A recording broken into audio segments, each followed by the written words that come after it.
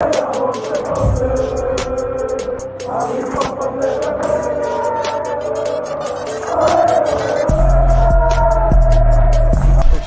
out to Kopish. Shout out to Kopish, guys. Keep all the good work the up. two legends, Emil Heskey, Howard Gill. Can't get much better than that guy. Yeah. You know what to do now. Like, comment, subscribe. I'm with legends, guys. Kopish.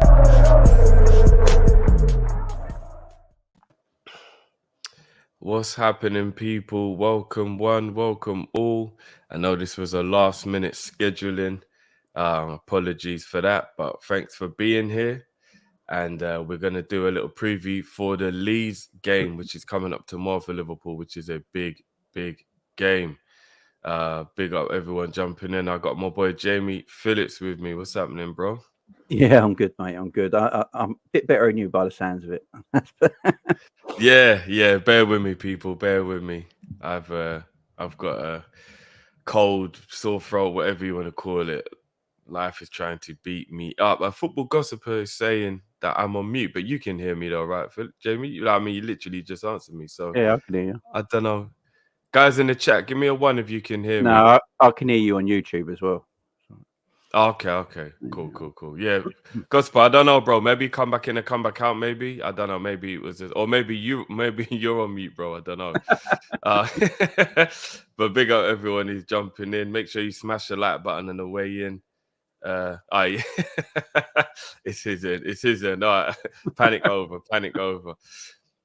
Big up everyone. But yeah, Jamie, so let's get into it. Obviously, you have seen the presser as well, bro. We're just talking about it behind the scenes. Klopp, obviously, as you can see in the title, Klopp has escaped his touchline ban. He just received a fine. Finding out that he wasn't even swearing at the linesman. He was just aggressively asking him how he didn't give that foul. Yeah. Are we getting a bit... Is this going over the top now? Like, I completely understand that you have to have respect for officials because you have to have respect for people. Let's just point blank put it out there. You have to have respect for people. So, of course, you have to have respect for the officials. But in the heat of the moment, during something as passionate as football gets, surely we have to be allowed to be aggressive in terms of, like, shout like, what's that, ref, or whatever. Yeah. If you're not actually like cursing at him or using a derogatory word, or do you know, is it not getting a bit over the top now with how PC we have to be about everything now? Yeah, I mean it is. I mean, I look at it. It's the Liverpool Man City is probably the biggest game in English football right now. It's high intense game.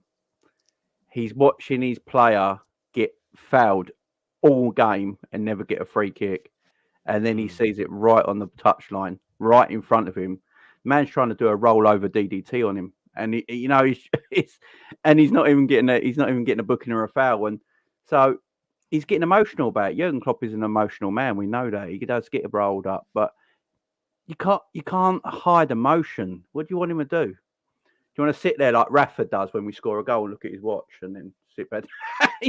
No emotion whatsoever. What do you want? He's an emotional guy. Do you want to tell him no emotion anymore? If he weren't swearing and it was just in his face, the thing with Klopp, when Klopp goes angry, he has got an angry face, ain't he? He has got that face, that gnarl, and but if he weren't swearing, and the man apologised like straight after it, he said he was in the wrong. So I don't know what it is. I saw. Was it the West Ham game the other day when they're walking right up to the referee after the game, getting in their face and everything, and they're still mouthing at them as they're walking back out off the pitch. No one said anything. This is what I mean. It's just, I just find, like I said, I'm a man. Yeah, you're a man. If we have a heated conversation about something, if nobody swears, if nobody's rude, if nobody's disrespectful, if somebody raises their voice, it is what it is. That's what happens when people get heated. Do you know what I mean? Like, I think we've gone too far. But thankfully, as I said, he hasn't had the touchline ban. But he has been fined, and in his own words, a lot of money. Do you know what I mean? To a normal person, he just got fined a whole year's wage, bro. So, do you know what I mean? Like, obviously, respectfully, for him being a millionaire, it's not as big of a deal, obviously. No. But yeah. But looking at it more from a Liverpool point of view, at least he'll be on the touchline, which would have been a big deal because I do believe that your manager missing in important games, it can affect players. So thank God he will be on the touchline now. He won't receive that touch. And that even proves to you, bro, that what he did wasn't even that big of a deal. The fine is probably just because they feel like they've got to set a precedent or they have to make an example, because if you don't get a touchline ban, clearly what you did wasn't bad. Do you know what I mean? I've seen Mourinho and people like that get 2, 3, 4 game bans from the touchline because they've said something. You know what I mean? So yeah, I've seen a lot worse on the touchline all around football than what Klopp did. So yeah, he's taken a fine, and so be it, and you just learn from there. But you can't take emotion out of it. He is who he is, and you know, not every manager's the same. You know, Eddie Howe is quite a boring man. He's got no emotion in him.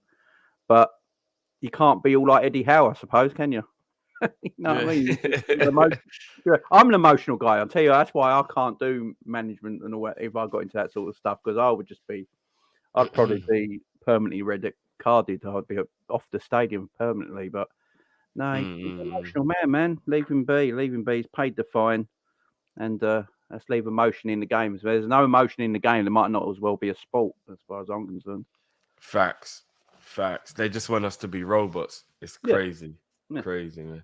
Even being in the stadium and being told to sit down, it's like, come on, man. I know, it's getting ridiculous. You know what I mean? Safety. You know what I mean? I'm a grown-up. I'm not going to fall over by standing up. I learned to walk a long time ago. Do you know what I mean? To be fair, it depends how many I've had. Fair point. So on to the Leeds game. Obviously, the Kaiser will be there, thankfully. And another good thing that came out of the presser was that Thiago's ear infection has cleared up. So he should be available. Obviously, he won't have trained, which is a little bit of an issue in terms of like he could have a week's worth of rustiness in him. But a week's not the worst thing in the world, is it? Do you know what I mean? At least he was healthy in terms of, you know, his overall body. We all know what an earache is like. Ear infection, so it affects the brain. So at least his body was intact while his head must have been absolutely killing him. He's probably had some sleepless nights without doubt. So how do you feel about the squad going into this one before we actually get into the lineup? Yeah, it's looking a little bit better, I suppose, on paper. The squad, you know, players came back. You got Ox back now, Keita back, Ibu's back, which is a massive plus for me. I love that guy. And Thiago coming back with the training thing for Thiago. I don't think he needs that much training, to be fair.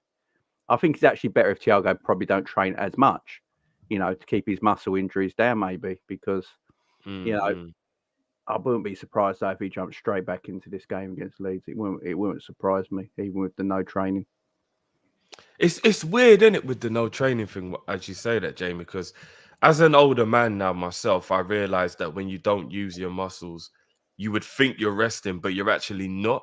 Yeah, and obviously any physio or any scientist will tell you have to keep using the muscle. So even if he's not in training, hopefully maybe he could be on an exercise bike, a rowing machine. Aerobic stuff. You know, doing things to do, because obviously if you just do nothing, then you will get injured. Do you know what I mean? If you try and play. So hopefully he's at least, you know, been like kind of active to some degree. Yeah, I would have thought he's been on the aerobic stuff and the cardiovascular stuff and all that sort of thing to keep him. But out on the pitch training, don't think it really matters to someone Thiago for a week, to be fair. As long as he's loose and fit, I think he'd be fine. Yeah, no, me too. Good to have him back. Obviously, they touched on the Arthur Miller. Yeah, that's sad, man. Yeah, long-term injury was Klopp's exact words. So it looks like he might not even be ready to even start training. Yeah, like even in January, so he won't even be ready to start training even. Which is really sad. We've got no send-back clause. I know that sounds a bit shady to talk about somebody who's got a really bad injury like that, but from a club's point of view, though, it really was throwing money down the drain. I mean, it's the club's fault. We shouldn't have just done some last-minute panic. But his type of injury could happen to anyone, though. That's the thing. Yeah. It wasn't an injury he arrived with. Therefore, it literally could happen to anybody. So it's a whole year pretty much that we've spent on wages for a guy who isn't going to play any football for us, really, let's be honest, because if the club are serious in January, we should be buying a midfielder. Yeah, exactly. Therefore, he probably won't even play anything. But it's sad news for him, though, on a personal note. I feel bad for him, you know what I mean? I feel for him. You know, he came to this club, and to be fair to him, he tried to get himself fit. I can only credit him for that, what he tried to do. You know, he hired his own physios and doctors and all that, and chefs and dietitians, and he was training and playing under 21 games, weren't he? I mean, he was trying to get back to be part of this football club, which I like. I like when I see a player that comes into our club who wants to be part of this club. I immediately like him straight away. You know, he's trying to make an effort to actually play for this football club, and he ain't just here to, you know, pick up a paycheck. So I appreciated that. So here he went down with this injury, and he's out till January, February with it. It's heartbreaking for him, to be perfectly honest. No, Yeah. I feel for the guy, I really do.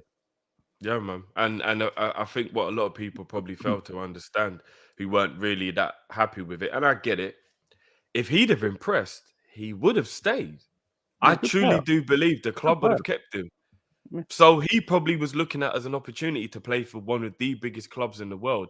And he's had that opportunity robbed from him as well. Do you know what I mean? So, Totally. yeah, man, I do feel it for him. Putting Liverpool bias aside, I feel for the guy, man. So let's wish him well, and hopefully he will be back as soon as possible. First super chat before we get into the lineups from Pimp. Big up yourself as always, bro. Just got to see Cal rolling onto his moped in an attempt to jump shit drift. Yes, Mr. Jack Sanderson himself. Big up Cal. He'll obviously be with me later on for the call-in show at 8:00. Make sure you tune back in, guys, at 8:00 for that one. Yeah, he'll be jumping. No, he's fully on the Darwin ship now. He's fully on the Darwin ship. Is he on? Is he strapped in? I think he's like, put it like this: he's on the boat. Yeah. We've unhooked the boat from the dock. We've started up the engine. The bubbles are coming out from behind the boat. We're starting to pull away, and he doesn't look like he's looking to jump back on to land. So I think we're all right, and it's good to see as well. And again, I don't have any agendas either way. You know, I have favorites. Everybody does, but I don't have any agendas either way. So I'm not pushing Nunez on anybody. Feel how you want to feel, but I do feel, I just feel very happy for him that slowly people are starting to see the thing. Because if I'm honest with you, Jamie, I have never in my life seen a player be thrown out with the bathwater so quickly. That's come to Liverpool in my life. Like, literally played one game and it was like, yeah, good enough. He's crap. Get rid of him. Why are we buy him? I'm like, whoa. What's happening here? It's a madness. Did you see that stat as well after 13 games? Only he's only at, what is it? Salah and Jota have only scored more goals than Darwin Nunez after 13 games. Firmino had none. Suarez had 4. Sorry, Torres had 6. Yeah, and only Jota and Salah have got more after 13 games. You know, he's not. On my own channel, I go on about Darwin all the time. I've always praised the guy.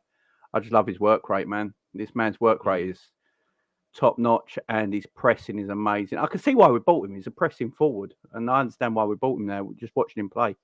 We just got to give him minutes. The more he plays, what is it? 7 starts, 6 goals, 1 assist. I mean, it shows you play the man, he will do something, because he creates his own chances as well. That's what I like about him. Yeah, it don't always work, and he is raw and a bit green, but I see a good future in him. I really do. Yeah, no, I do, man. And to be fair as well, what was crazy about that Ajax game that really impressed me more than I already was is some of the tracking back. Yeah, I couldn't believe that our striker was on the edge of our box once or twice, getting interceptions and passing the ball out and defending. I'm like, I don't even know if he's even been asked to do that, but if he hasn't, that's even more praise for the work rate of seeing like the team counterattacking on us and realizing he's quicker than everyone, so he runs back to get into. Do you know what I mean? It's unbelievable. So hopefully, you know, he can keep himself fit. Long may it continue. And yeah, you know I mean, it's that South American work rate, isn't it? It's just that They love it. Suarez was the same when he was his work rate was immense. His work rate was immense his whole career.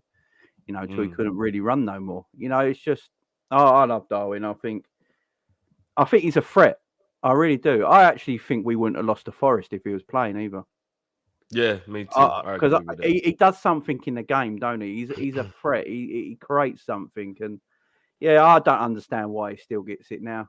I mean, it's not even rival fans; it's some Liverpool fans. It confuses me.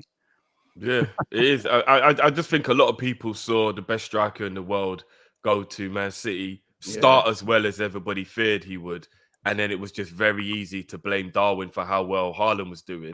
that's what it feels like, anyway. I've got a thing on this, Darwin. No, this might be crazy, and the chat might kill me right here, right? But I think Darwin Nunez' off the work ball is better than Haaland's. Yeah, right? I agree. I think what he does in a game, because what I saw with Haaland, especially against Liverpool, if he's not scoring, he doesn't really get involved in the game. He's pretty quiet because he's just he's a world-class goal scorer. He's probably the best in the world by quite some way. But with Nunez, he's always in the game. He's always doing something off the ball, or he's very powerful with his running. He creates things. It's I can see why the club went for him. He's a Liverpool kind of an attacker for me, more than a Haaland is. I know Haaland at our club would be beautiful, but I can understand why they went for Darwin, because he's more that Liverpool-esque striker, if that makes sense. The way he plays. Yeah. I agree, and again, it is really stupid to do the comparison. So that's why I have completely fallen away from it. But I do agree with you. I think if you look at the way Liverpool play and you look at the way City play, I think maybe both strikers suit the teams equally. I think Man City have got so many ball-winning, creative midfielders. He is the ideal forward for Man City. Whereas because Liverpool don't have that creativity, it's better for us to have forwards that can run with the ball and can come deep and get involved in the game. So we probably have the two players better suited to how we each play. It's just as I said, when Haaland is scoring hat-tricks 2-3 games in a row, it's obviously going to make everybody think, well, goals are the currency that we care about. So Darwin isn't anything compared to Haaland. So, which is unfair on Nunez, but we'll see. Long may it continue. So let's get into the lineups, bro.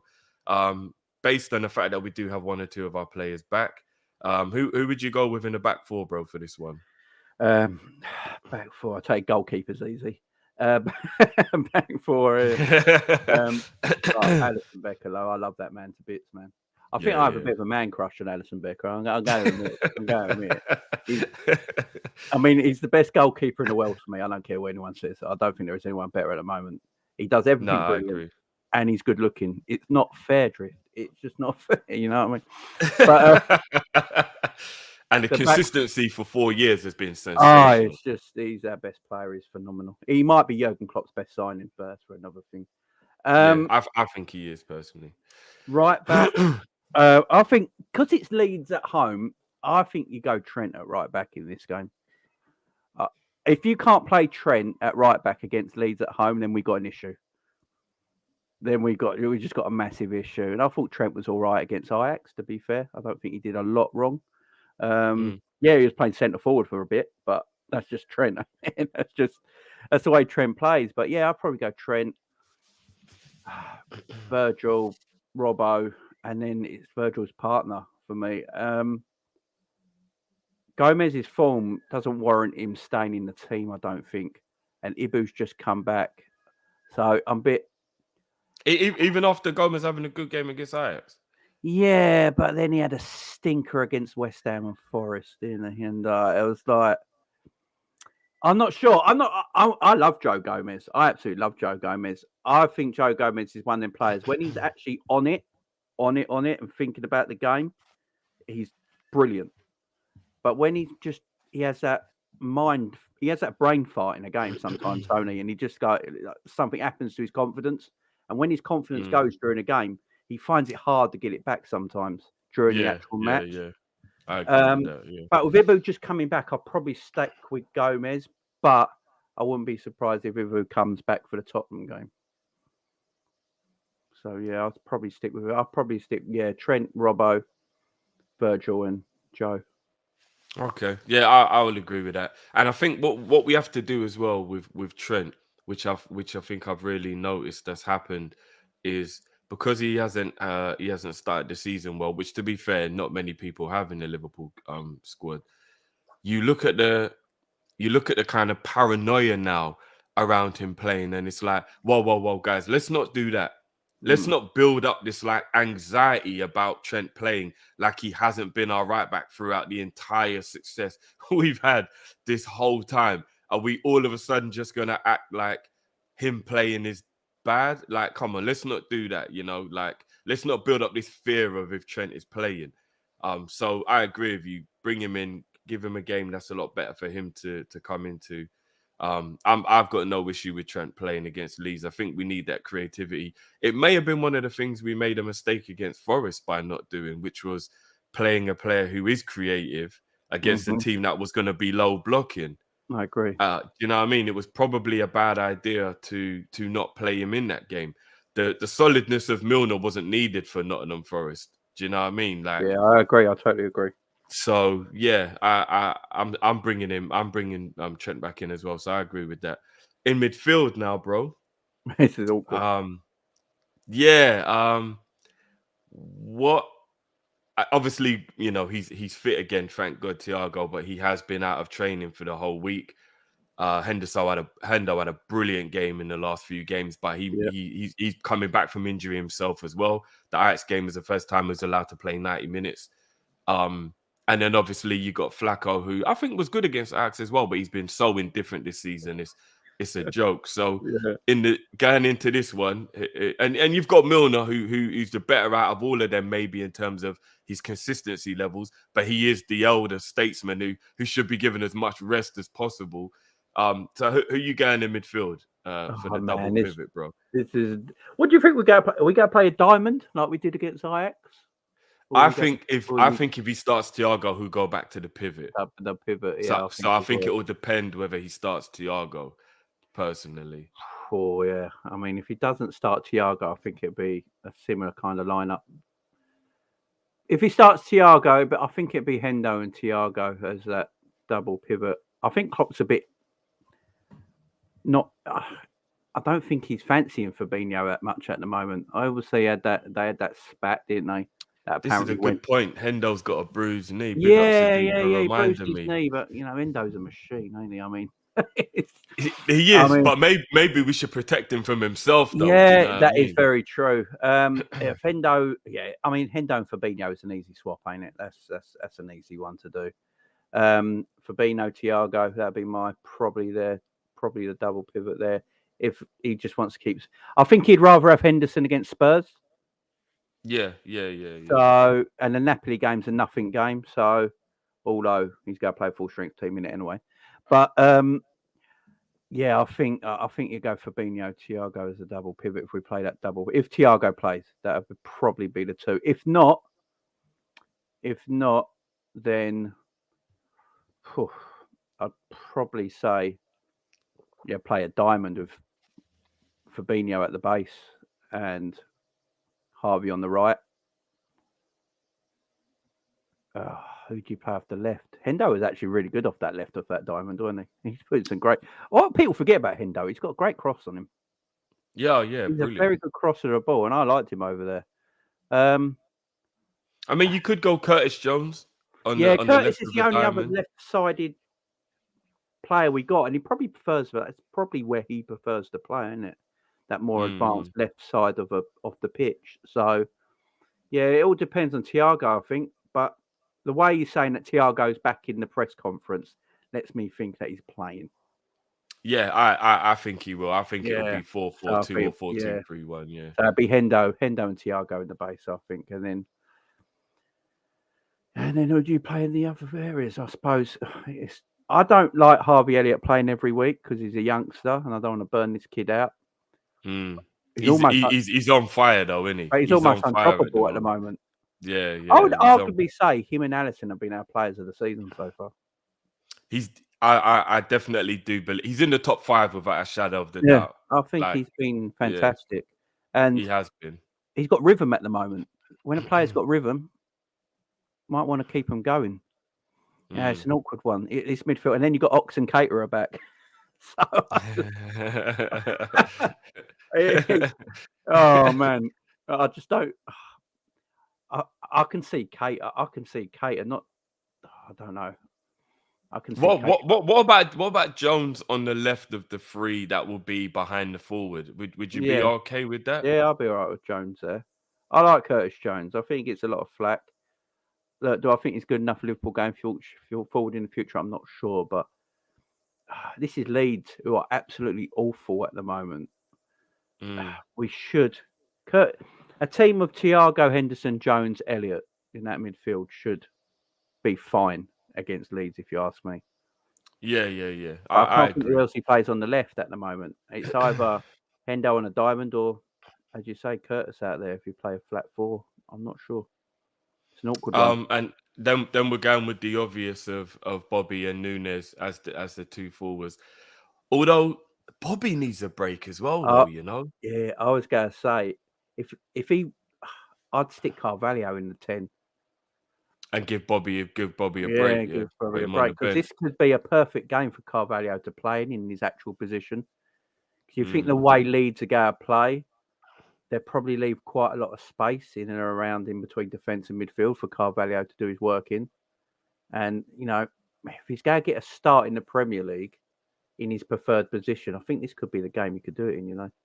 Yeah, but say we're going with a pivot, Jamie, then, yeah? Yeah. Say we got Flacco or Hendo with Thiago in a pivot, right? Yeah. Can we really rely on not even 100 years old between the four of them, of Nunez, Jones, Carvalho, and Elliott as the front four? That's got to be the youngest attack you've ever seen in your life, bro. Yeah, that's probably more of a League Cup. It's probably more of a League Cup team, ain't it? Let's actually count the age. Like, would they'd just about be 80 years old between the four of them, wouldn't they? Yeah. 19. What is it? What, 81? But what would they be? 81, 82 between the three of them? That would be crazy, bro. An 81-year-old, bro. But we can hit 80 years old by just having like Henderson and Milner play. Yeah, you could. Do you know what I mean? Like, it's crazy, bro. So, all right, let's go. So Henderson and Thiago, I think, will be Fabinho and Thiago will be the two. Hendo, isn't he? That'll be the two at the base. Then Salah on the right of it. Bobby and the 10. Darwin through the middle and Curtis off the left. Yeah. The left-hand side, that's the issue, ain't it? That's the way there at the moment. I guess Carvalho could. I don't like it, but Klopp could do it. Carvalho could play it. I don't like Carvalho out wide. No, neither do I. I'm thinking Bobby in the 10 isn't the worst thing in the world in terms of hopefully he gets through the game unscathed, plays well, and then he can have Napoli off. Yeah. Because there's no need to play Bobby in the Napoli game. No. And again, we'll talk about it obviously closer to the time when we do the preview, but because we have to beat Napoli 5-1 or 4-0 in order to top the group, it's really stupid to go hell for leather trying to get a result that's so unlikely, risking players that don't need to be played and giving, do you know what I mean? Yeah, just accept that we're finishing second, be glad we've qualified and just, you know what I mean? Just play the game for the day. So I would give Bobby the day off for the Napoli game. So yeah, I mean, that pretty much, I pretty much, so we've gone Ali in goal. We've gone Gomez and Virgil to continue to be the pairing with Robbo and Trent either side of him. We've got Flacco and Thiago in the pivot. And then we've got Jones left, Bobby in the 10, Elliott right with Nunez down the middle. Yeah, I'm good with that. Yeah, I mean, I don't think Mo needs to actually start this game, but he probably will, though, which means Elliott will come out. Oh, my days, Jamie. Unless Elliott goes, how did we forget about Salah? Oh my God! You could put Elliott on the left. You could put Elliott on the left and Mo on the right, and then Darwin up top. You could do it that way. How did we forget about Salah? Do you know what? I'm so used to thinking people aren't available. It was like I just forgot Salah's available. That's the thing. Yeah, Salah on the right, Elliott on the left, maybe, and then Darwin up top. Or you could play Darwin off the left, Bobby up top, Carvalho at the 10, and Salah on the right. Or we could go Elliott on the left, Elliott on the right, Jones on the left, and Salah in the 10 playing behind Nunez, and give Bobby this game off as well. Yeah, that'd be nice. A lot of people forget that Salah is very good at playing number 10. Yeah, then you can also go to 4-4-2 in the game as well, couldn't you? And have them both up there top. You go, and then Salah can just go up top. You got Bobby to come off the bench for 20 minutes if you want to gain some control over the game. I do like Darwin and Salah playing together up top, though, I've got to say. I think them two going forward could be absolutely lethal together. Darwin and Mo, not as maybe as a two, but the interchanging they would scare the crap out of teams. Them two players on the counter attack, especially. Yeah, that could be the way to go. But yeah, I think Darwin's definitely starting at the moment. Mo's definitely starting. Yeah, it's just left hand side. That's all it is. Yeah. Otherwise, it's quite a simple thing. I'm going to put it out there. Ops can play on the left. While we let the people simmer over that one. While we let the people simmer, got a couple supers quickly from Zabiri. Big up yourself as always, brother. Easier 3 points since Bournemouth. So if JW Henry is present, it's another 9-0. Very comfortable win. Expecting Curtis to start and then bring Thiago on. Okay, fair dues. And one from Taji, big up yourself, bro. Drift, did you see the highlight reel? Darwin scores goals, but he's not technically gifted, bro. He's not a Liverpool type player striker for me, but it's okay if he proves me wrong. Yeah, Taj, you was very harsh on Darwin, I thought, the other day as well. I think he's actually a lot more technically sound than people actually realize or give him credit for. And I actually think it's a bit of a myth that people will maybe allow their eyes to see what they want to see. And this, I'm not even talking to Taji in particular. I'm just saying in life in general. Like right now, I said to you, Jamie, do you know what, bro? Yeah. Every time you talk to such and such, like you'll always think that he's being a bit cheeky with what he says. Just what next time you speak to him, you may not have noticed it, but now because I've put it in your brain, when you speak to him, you might be like, oh, was he? That's what Drift was talking about. And he might not even have been doing it, but you'll start noticing what you want to notice. Yeah, definitely. Yes, there are the odd times when Nunez's touch isn't great, of course. But I reckon if you watch all footballers, there'll be loads of times when you'll see them do it, but you won't concentrate on it. It's highlighted. Yeah, it's highlighted. But because Nunez, everybody's like, he's got a crap control, rare. It's like you're like highlight. During the Ajax game, there was some brilliant controls and bringing other people into play. But people will forget it. And then when he does one bad again, they'll go, look, there's the dodgy touch. I told you about that dodgy touch. Exactly. So it's like. But the media don't like help Plo when he hit the post in the game. They're basically laughing in commentary. That also doesn't help either with the narrative at the same time. But I think with the thing with Darwin, though, quickly, is that I think as Liverpool fans, we have been very spoilt with Mane, Salah and Bobby as our front three. Yeah. And anyone coming in for them front three, is always... It's going to be a little bit of a downgrade because how good they were for our football club, and getting a bit of used to. Mane was arguably the best left-sided forward in world football at his time at Liverpool. Salah definitely is on the right. And Bobby was probably the best false nine. Apart from Messi, I don't know another player who's made the false nine so popular. So, so I think we've been a bit spoilt as well. So when other players come in, Mane leaves the same time Darwin comes in, and Haaland goes to Man City on the same time as well. And then we look and think, he's not as good as Mane. He's not a better finisher. What have we got here? So, I think that's part of it as well. So if we can just clear our minds and just go, right, he's actually not too bad, and he's green and he's a bit of a wild card at the moment and all that. But I think there's a player in there and I'm going to give him a bit of time. That's why I'm looking at it. I can see a player there. I'm not seeing a dead horse here. I'm seeing a player who can do something in the game. And at the moment, I'd say yeah, you know when Mane used to do things, and we always used to say like Mane doesn't even know what he's going to do next, sort of thing. I think Very Darwin's got a little bit. unpredictable. I think Darwin's got a little bit of that about him as well. Yeah, I agree with that. And I think you're spot on, Jamie. I think if you look at the Mane, Salah, Firmino peak years, which would have been from around, say, 17, 18 until last season, the 21-22 season, they are such a good front three that there's arguments about whether they go into the top 5 best front threes of all time. That is how, like, the comparisons that get made with them is like Bale, Ronaldo, Benzema, Messi, Neymar, Suarez, Ronaldinho, R9, and Rivaldo. Like, they're the conversations that you're having when you're like, what front three is better than Mane, Salah, and Bobby in their peak 4 years at Liverpool? So you're right, bro. We were spoiled. It's legendary stuff. We were spoiled.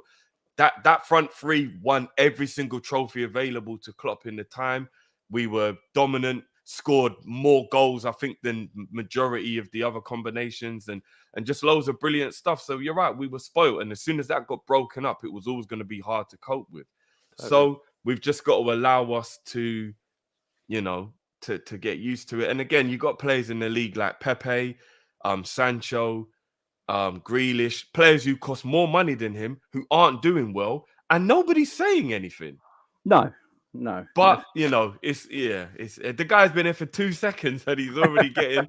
I don't know, man. It's weird. I don't know. I just find it weird, but fair enough. And again, like Taji and everyone else, everyone's allowed their opinion. You know what I mean? I ain't got an issue with that. It's just if you bring it up and we're having a conversation about it, then I have to disagree. You know what I mean? It is what it is. Exactly. So, bro, give me a score prediction for the Leeds game, bro. 4-0. I think I've been watching. Yeah, I'm going straight out there. I've been straight in, like. Straight in. I've been watching this Leeds team, and they're awful. I know we're not like firing on all cylinders at the moment, but when I watch this team, when I look at us against Ajax, yeah, we got a bit lucky in the first half, but then we dominated the game. Really got a good 3-0 victory away in Amsterdam. That's got to keep going. This is a Saturday night game at Anfield. If this was at Leeds on a Saturday night, I'd actually be a bit more, it's going to be a difficult game. Saturday night, Ellen Road. That's going to be a difficult game. They're going to be up for it. Saturday night at Anfield with this Leeds team that are conceding goal after goal after goal after goal and can't buy a win at the moment. I don't think they've won since August. I'm fancying us to win big if we get an early goal as well. No, did they not beat Chelsea in September? I think it might be in September. Don't quote me on that, but I know it's quite a while ago. They have been bad for a while. I think it's no wins in 7. I think they're bad form. Yeah. We've got. I mean, if you're playing Salah, Darwin, and Thiago's and Fabinho's, and you got Trent playing on all that with this poor Leeds team, I think we have to put them to the sword. We've got to get rid of that Nottingham Forest result and make a statement. This should be a statement game for me. 4-0 I'm going. No, yeah, I agree with you, bro. If God's willing, we do get the W and we get it convincingly, we could actually get Marsh sacked. I really think he's teetering on the edge of losing his job at the moment. And we get managers sacked, don't we? We do get a lot of managers sacked, bro. I'm not gonna lie, we do. Liverpool's we do seem to be the nail in the coffin a lot. Like we really do, especially with Man United. I think we've got 2 or 3 Man U managers sacked in recent years. Yeah. I mean, it'd be a bit unfair to Marsh if he got beat by Liverpool to get the sack. I mean, that wouldn't be really fair on him. But we do seem to do it. Yeah. Did we get Dyche sacked? I think we got Dyche sacked, didn't we? Probably. I hope we did. That'd be, yeah, the couple. Yeah, we get a couple. We've had quite. I do remember quite a few times after the Liverpool game hearing the manager been sacked and we're like, okay, right, we put the nail in the coffin. Solskjaer, Mourinho. Yeah. Like, okay, fair dues.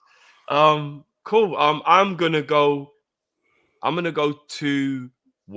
I'm going to go 2-1. I think we'll get the victory. I think their goal maybe will either be the opening goal because you know what we're like, or maybe we'll go 2-0 up and maybe they might just get a goal for a bit of complacency, or, we might make a few substitutions to rest a few players, something like that. I can see them scoring somehow. But I hope I'm wrong. I hope 2-0 is what we get. But 2-1. I'm gonna go 2-1. And you're right. I think here's the thing though, people. Even though they are a very, very poor form side at the moment, don't underestimate that can be their motivator.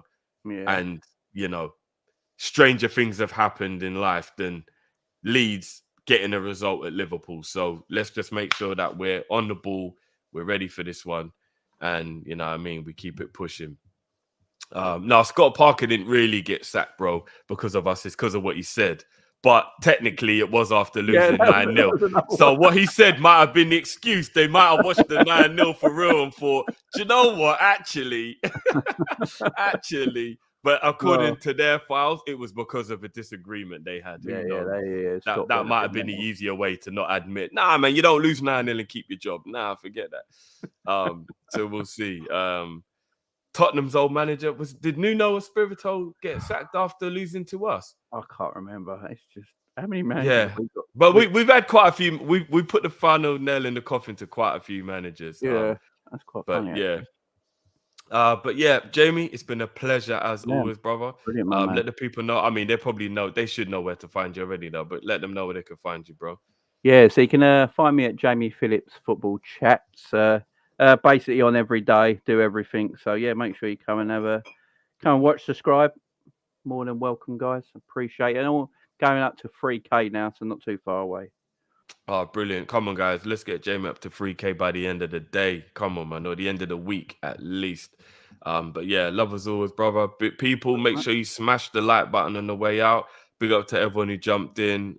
Big up to all the super chatters, as always. And guys, we'll be back in just over an hour for the good old... I can't believe it's Friday again. I cannot believe it's Friday again. My word. Last Friday was epic. Let's see what this Friday will bring. So yeah, people, like, comment, subscribe, and we will see you in an hour, people. Peace.